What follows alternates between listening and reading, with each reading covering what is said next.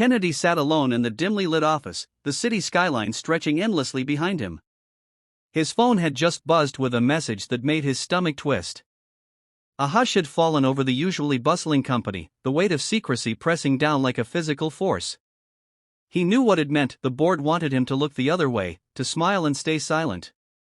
The offer was clear: stock options worth millions if he kept his mouth shut. For most, it would have been irresistible. But Kennedy couldn't shake the voice in his head, the one that whispered, "Do the right thing, even if it costs you everything." He remembered the first time he had walked into the company's glass doors, full of hope and ambition. It was a small startup back then, brimming with promise. He had poured himself into his work, believing in the vision and the people. But somewhere along the way, greed had started to creep in, hidden behind corporate jargon and inflated numbers. And now, Kennedy had uncovered the truth: a series of manipulations in the company's financial reports that would devastate the lives of ordinary employees and investors if left unchecked. The offer to stay silent had come neatly packaged in a sleek envelope, delivered to him by a lawyer whose eyes refused to meet his. Millions of dollars, a quiet life, a chance to disappear from the storm that was surely coming.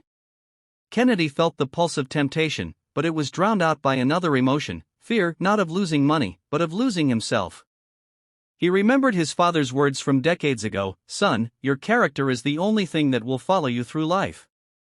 No fortune can protect you if you betray it." Kennedy clutched the envelope, staring at the numbers as if they were shackles. He thought about the employees who trusted the company to provide their paychecks, the investors who had put their life savings into his vision, and the young interns who looked up to him as a mentor. Could he live with himself knowing he had chosen wealth over truth? By morning, Kennedy had made his decision. He would not take the money. He would not hide the truth. Instead, he would confront it head-on, in front of the very people whose lives were at stake.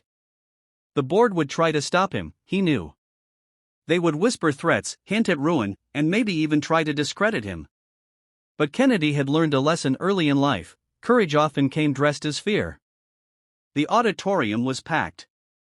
Employees, investors, journalists, even a few skeptical board members had gathered for what they thought was a routine quarterly meeting. Kennedy stepped onto the stage, his hands trembling slightly but his eyes sharp with resolve. He paused, letting the weight of the moment sink in. Cameras flashed, microphones captured every breath, and the room held its collective breath.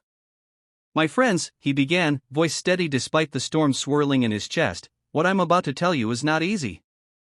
And it may not be what you want to hear.